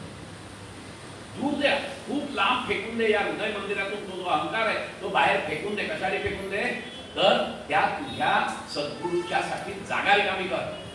दूर दे हम भाव फेकून, ये बाहेरी निज हृदयाचे मंदिर तू सोडून, आणि स्वामीसाठी तुझ्या स्वामीसाठी सर्व सिद्धता तेथे ठेव. आणि मग काय होईल असं झाल्यावर? तू बाहेरी आल्यावर मग येईल तो चालून, आत्मरूप तो प्रकट तुझं पुढे करीला आनंद. दूर दे हम भाव फेकून. अरे तो तिथेच आहे. तू बाहेर आल्यावर मग येईल तो चालून, तो आपोआप तिथे चालूनच येणार आहे. तो प्रत्यक्ष तुला दिसणार आहे. आत्मरूप तो प्रकट तुझं पुढे करीला आनंद. दूर दे हम भाव फेकून. हे जनाबाईंनी सांगितलंय, तेच या सुभाषितकारांनी सांगितलेलं आहे की या हृदय मंदिरात आम्हाला काय करायचं? आम्हाला फक्त चित्तशुद्धी करायची. कुठलीही साधना ही भगवंताला पकडून आणत नाही, तर फक्त आमच्या चित्तावरचा आम्ही मळ काढतो, तो आतच आहे. आणि जसा जसा तो मळ काढतो, जसं जसं आम्ही शुद्ध होत जातो, तसं तसा तो आत्मप्रकाश जो आहे, तो चैतन्याचा जो प्रकाश आहे, तो प्रकाश वाढत वाढत जातो. जसा जसा प्रकाश वाढतो तसं तसं त्याच्याच प्रकाशाच्या याने आमची वाटचाल पुढे पुढे जाते. तोच प्रकाश आमचा मार्गदर्शक ठरतो. गुरु इथेच आहे. तुम्हाला काय करायचं? तुम्हाला फक्त चित्त शुद्ध करायचं. चित्त शुद्ध कसं करायचं? तर आचरणाने करायचं. आचरण तुमचं असं पाहिजे की चित्त शुद्ध होईल. चित्त शुद्ध झाला की आपोआप आपला प्रकाश उजळून येणार आहे. आणि जेव्हा चित्त पूर्ण शुद्ध होईल, तो आपोआप प्रकट होणार आहे. आमच्या हातामध्ये सगळ्या साधना, या सगळ्या साधना चित्तशुद्धीसाठी आहेत. लक्षात घ्या. एकदा का चित्तशुद्ध झाला की बाकी सगळं काम तो करणार. आणि सर्वात चित्तशुद्ध शेवटचा जो हे आहे, ज्याला आपण शेवटचा डाग म्हणू, तो डाग म्हणजे अहंकार. तो गेला की तिथे तो आहेच आतमध्ये बसलेला. मला कुठे त्याला शोधायला नाही द्यायचं. तो तिथेच आहे, कारण की तो चराचरात ठासून बघलाय. त्यामुळे तो माझ्या आतमध्ये पण आहेच की नाही का? जैसे घटा तेरी नाशे गगनी गगन प्रवेशे मग शरण येणे तैसे ऐक्य करी.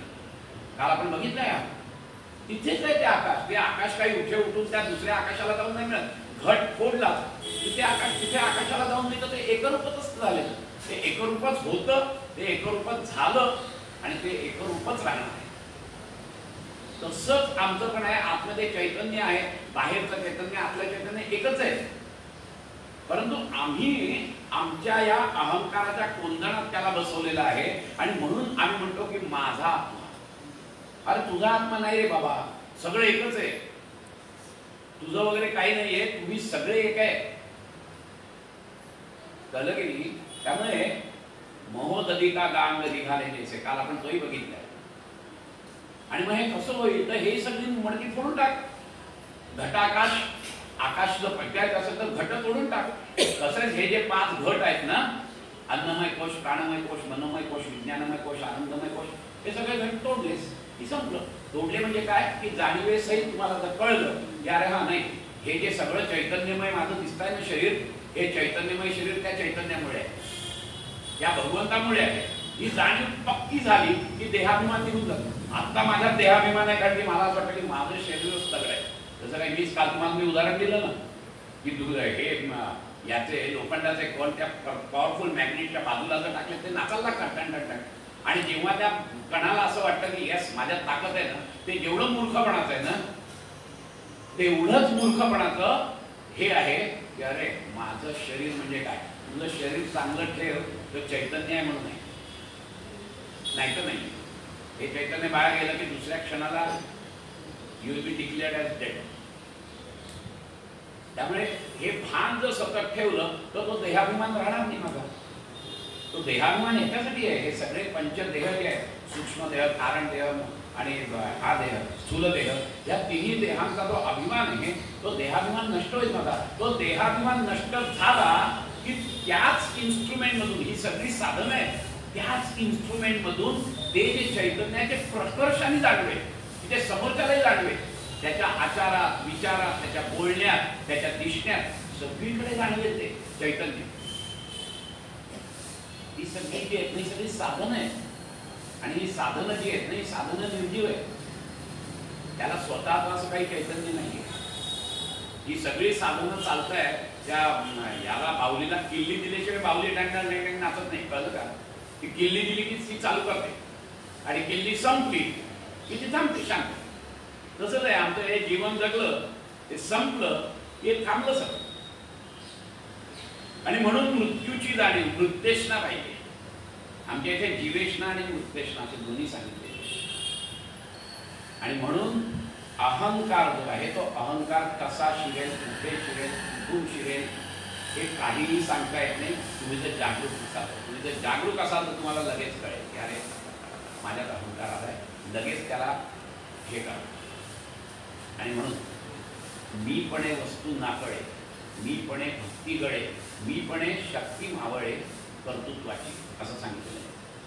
कर्तृत्वाची शक्ती मी अहंकारामुळे ती शक्ती जाते निघून, आध्यात्मिक शक्ती निघून जाते. आध्यात्मिक शक्ती निघून गेल्यामुळे भक्ती जळत नाही, आणि भक्ती जळत नाही म्हणून मीपणे वस्तू म्हणजे ते परतत्व कळत नाही. या अहंकारामुळे हे सगळं होत आहे. या अहंकारामुळे हे सगळे षड्रिपू येतात. काल आपण बघितलं अहंकारातून निर्माण होतात हे सगळे. मग आता हा अहंकार घालवायचा का? हा अहंकार जर का घालवायचा असेल, एक अजून एक तुम्हाला गोष्ट सांगतो. एक फार सुंदर गोष्ट आहे. एका पुस्तक प्रकाशनाचा कार्यक्रम, कुठे कसा अहंकार जायचा आणि केव्हा त्या अहंकाराला तडा बसेल आणि तुम्हाला अतीव दुःख होईल. कारण सगळी जी साधनं आहे ना ही या तिन्ही दुःखातून, त्रिविध तापातून बाहेर येण्यासाठी. त्रिविध ताप आपल्याला माहिती आहेत, आध्यात्मिक, नंतर हे आधी भौतिक, आधी दैविक आणि आध्यात्मिक, हे तीन तापाने आपण ग्रस्त आहोत सगळे. या तिन्ही तापातून बाहेर यायचं असेल तर तुमचा अहंकाराबद्दल तुमची जाणीव पाहिजे.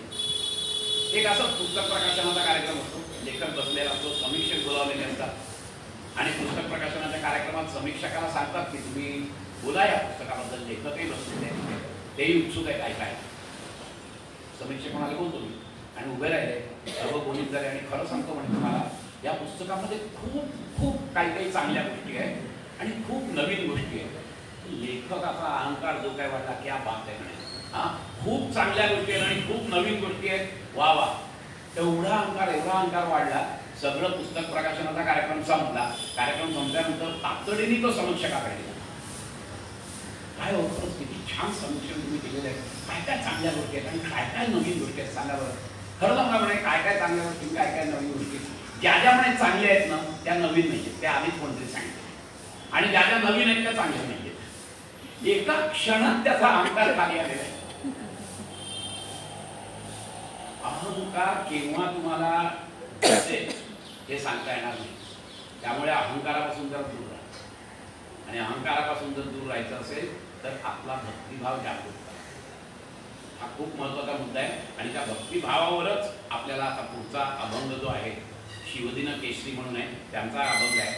भाव धरारे आपुलासा देव करारे, सकाम साधन सर्वही सांगा, निष्कामे मन भजनी मांडा, नाना कुतर्क वृत्तीसी जवळा, आधी जरारे आपुलासा देव करारे. दुर्लभ नरदेहाची प्राप्ती, पुन्हा मिळेना तो कल्पांती, जाणवणी हे ऐसे चित्ती, प्रभूसी भजावे आपुलासा देव करावे. कोणी काय म्हणो यासाठी, बळकट प्रेम असावे दाठी, निंदा स्तुतीवर लावणी काठी, मीचू हरारे आपुलासा देव करावे.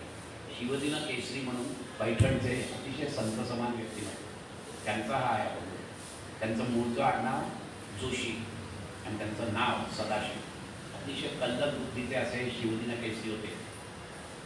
आणि साधारण मुंज झाल्यानंतर त्यांना केशरीनाथ म्हणून एका गुरुकडे पाठवण्यात आलं. तिथे त्यांचं अध्ययन पूर्ण झालं. अतिशय कल्लक बुद्धी असल्यामुळे सगळं त्यांनी प्राप्त केलं. आणि त्याच्यानंतर त्या केशरीनाथांनी त्यांना ही पदवी दिली, शिवदिननाथ ही पदवी दिली. तेव्हापासून ते शिवदिननाथ असेच व्हायला लागले होते. त्यांचं पहिलं जे कीर्तन झालं ते आषाढी एकादशीला पंढरपूरला झालं.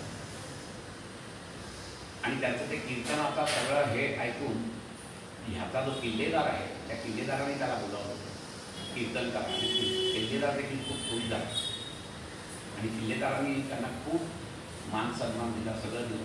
त्यांनी तो अतिशय नम्रपणे नाकारला आणि सांगितलं काही करायचं असेल तर हा जो जिजिया 17व्या शतकातला आहे हा हे संत, त्यामुळे तुम्ही जिजिया कर माफ करण्यासाठी काहीतरी करा. अशी राष्ट्रप्रेमाची भावना सुद्धा असलेला हा संत खूप मोठं नंतर त्यांनी कार्य केलं. एक मोठा ग्रंथ त्यांनी लिहिला. त्यानंतर नानासाहेब पेशव्यांनी त्यांना मौजे गिधाड तालुका औरंगाबाद इथे त्यांना गाव इनाम दिलं. आणि नंतर मग पुढे 1774 साली महाशिवरात्रीच्या दिवशी त्यांचं महानिर्वाण झालं. आणि नंतर त्यांची जी आध्यात्मिक गादी आहे ती त्यांच्या मुलांनी नरहरी नाथांनी चालवली.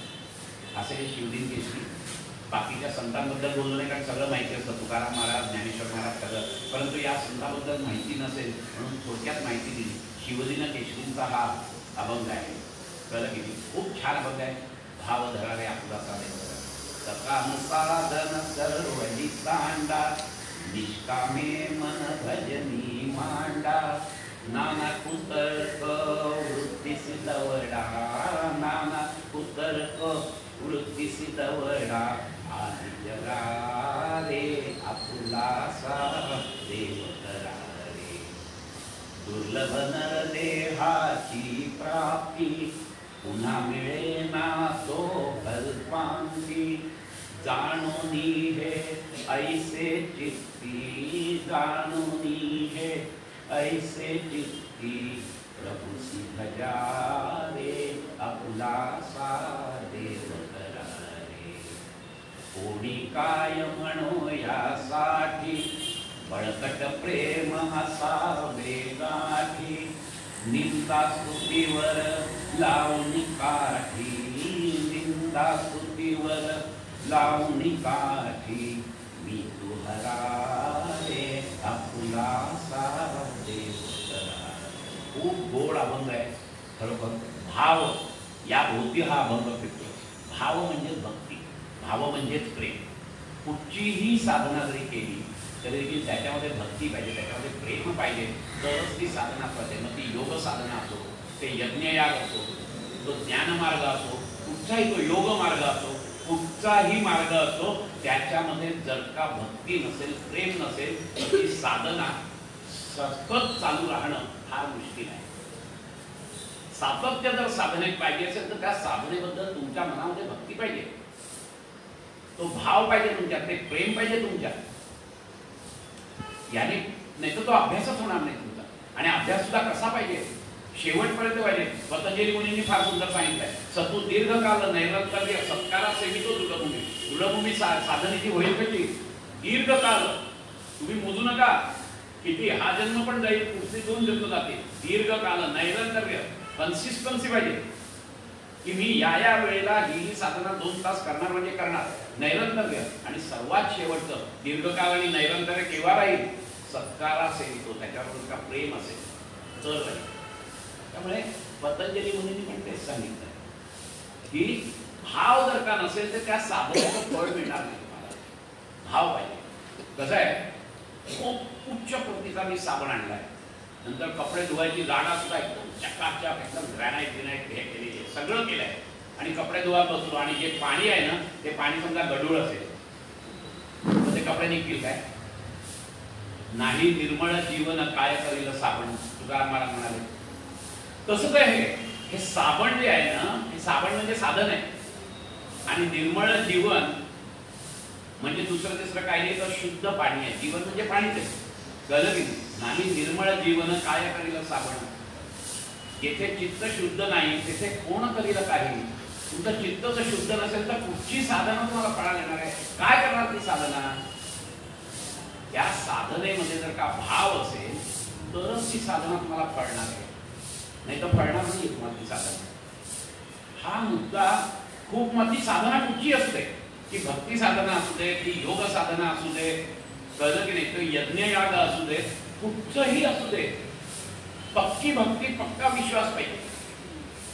एक गोष्ट सांगतात, यज्ञ चालू असतो, वर्जन्य यज्ञ चालू असतो, कारण पाऊस पडत नाही, काही पडत नाही, कळलं की नाही, आणि सगळे लोक प्रचंड बाहेर कडकडाट उन्हाचा एकदम कडक ऊन घेते आणि गावकरी ठरवतात की नाही आपण यज्ञ करायचा, पर्जन्य यज्ञ करायचा, कारण पाऊस पडला पाहिजे, नाही तर इथे हातकार उडणार आहे इथे.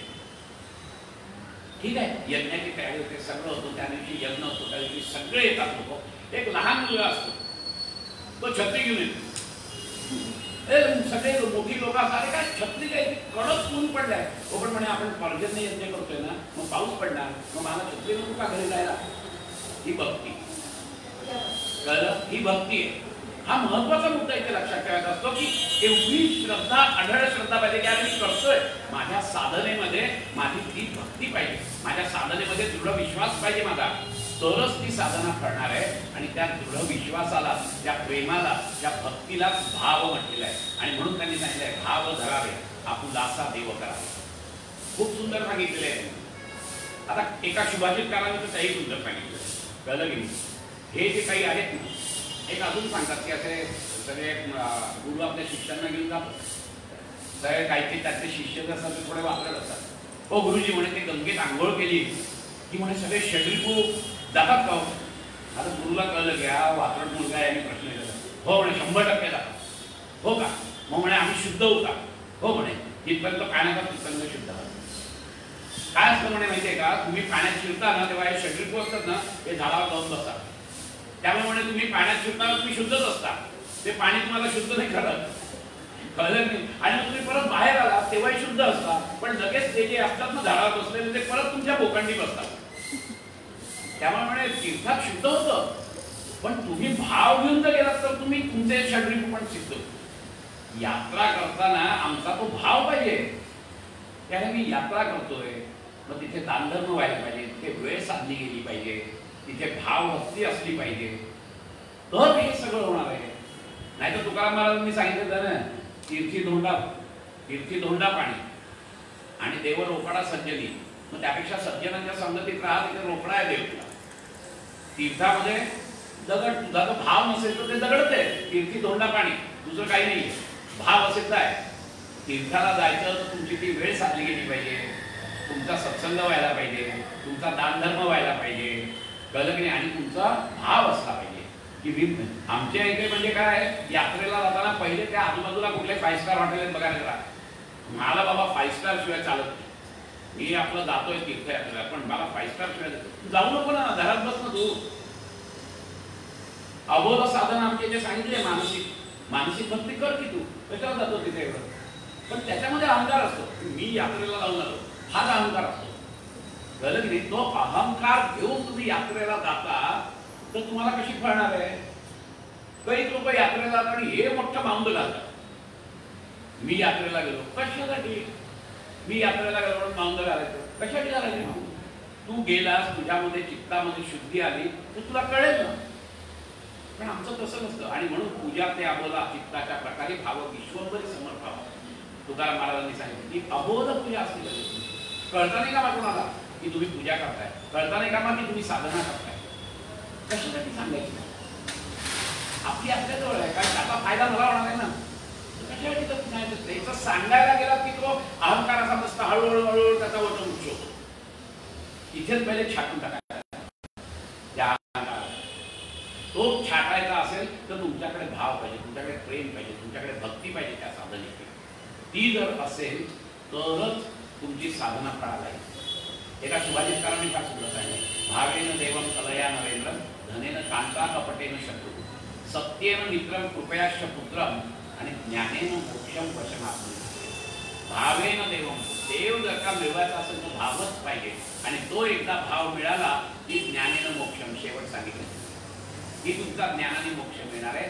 ज्ञान आणि भक्ती हे दोन पंख आहेत लक्षात ठेवा. त्या दोन पंखाने एका पंखाने पक्षी उडत नाही. दोन पंख असतील तरच तो आकाशात भरारी मारतो, नाहीतर मारू नाही शकणार. हे लक्षात घ्या तुम्ही. आणि म्हणून भावेन देव. पण आमच्या इथे भाव कुठे असतो? आमच्या इथे अवलंबर असतो.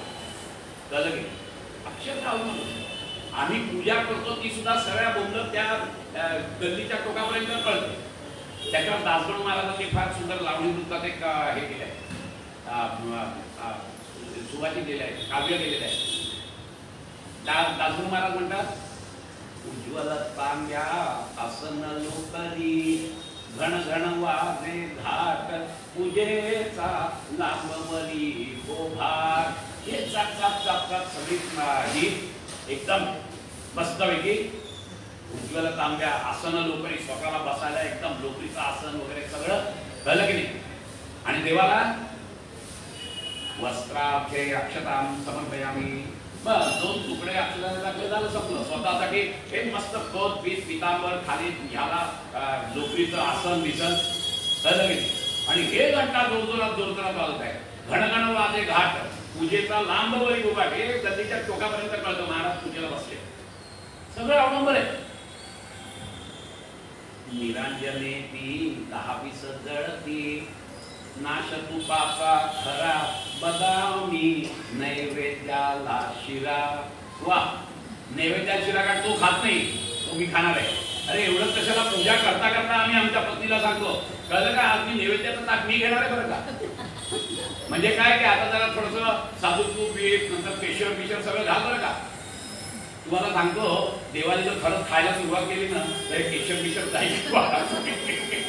असं समजा की देव म्हणाला की मी येईल खाईन, पण तुम्ही काही खायचं नाही. तर त्या शिड्याची क्वालिटी केव्हा का बघा. नाही आम्ही खातो होतोय बदामी नैवेद्याला शिरा. गुलाल भुक्ता अभिर चंदन अष्टगंधा अर्गजा पाहिजे म्हणती गरुड ध्वजा.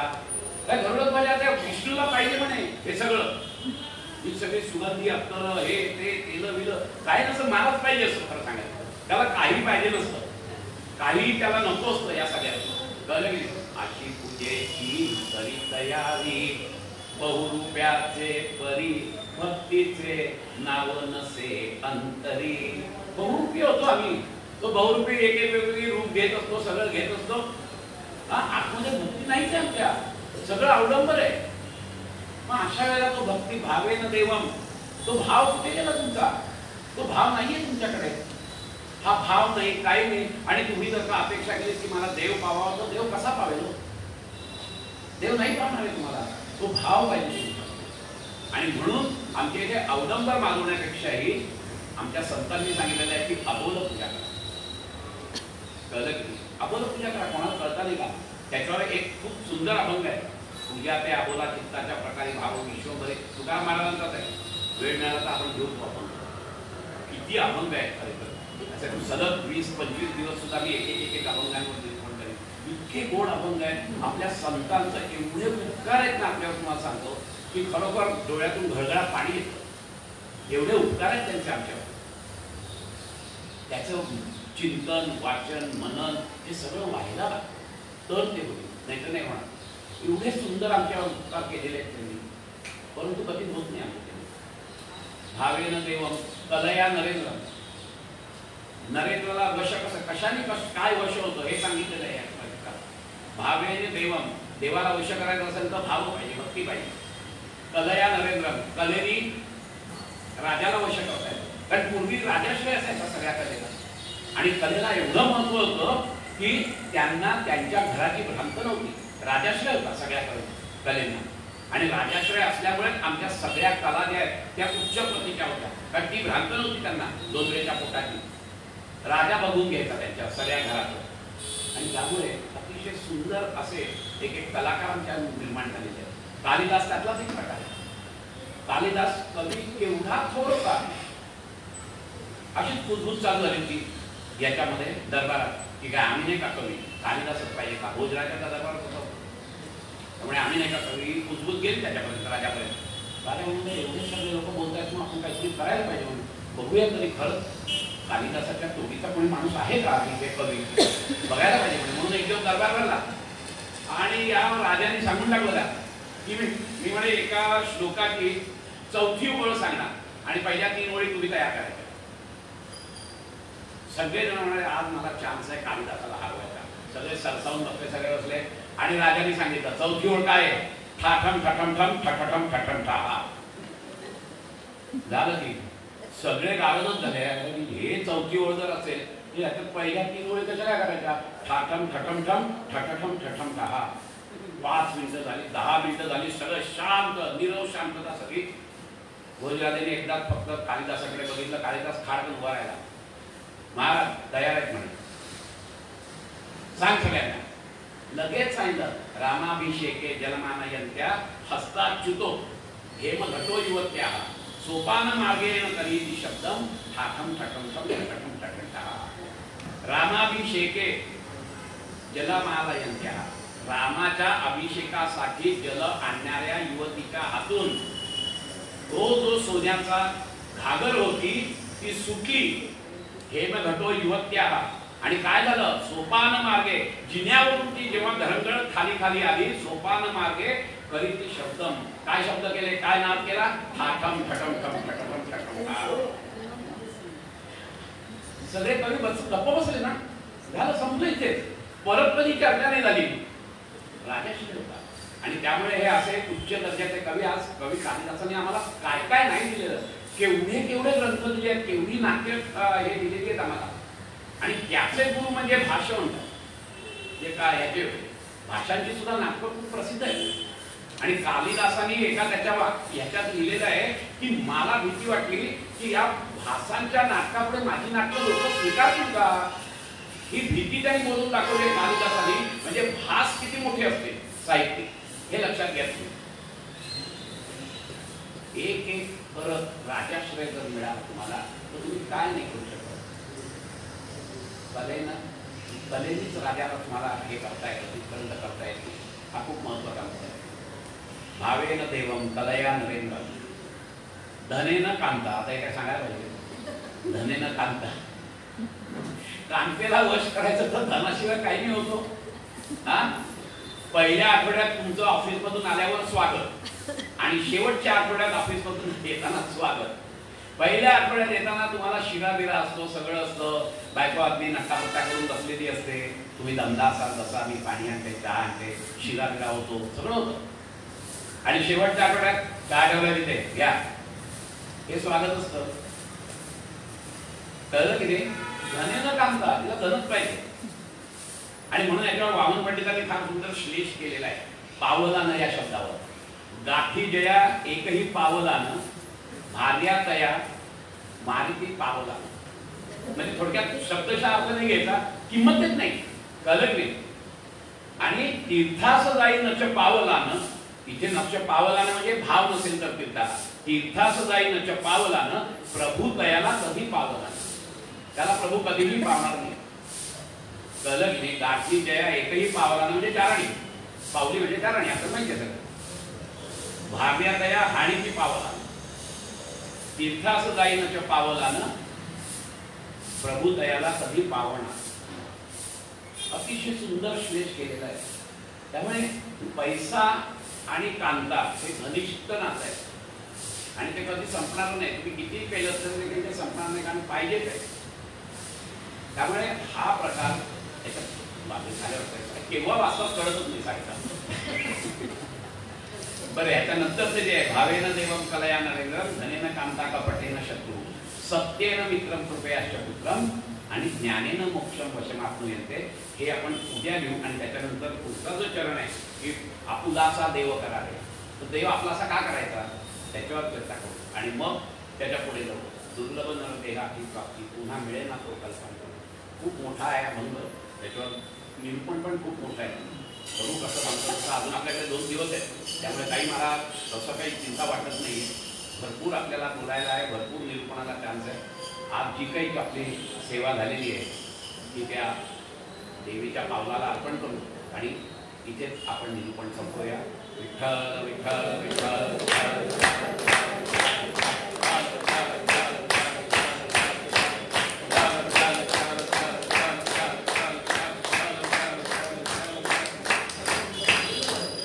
पंढरीनाथ महाराज की जय, माऊली ज्ञानेश्वर महाराज की जय, जगद्गुरु तुकाराम महाराज की जय, सब संतन की जय।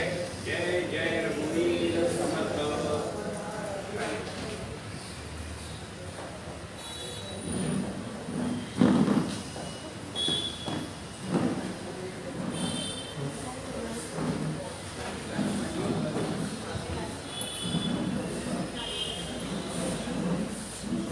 बरं, विकास सरांचं लेक्चर अजून 2 दिवस असणार आहे आपल्याबरोबर. उद्या पण ते आपल्याबरोबर असणार आहेत आणि परवाही आपल्याबरोबर असणार आहे.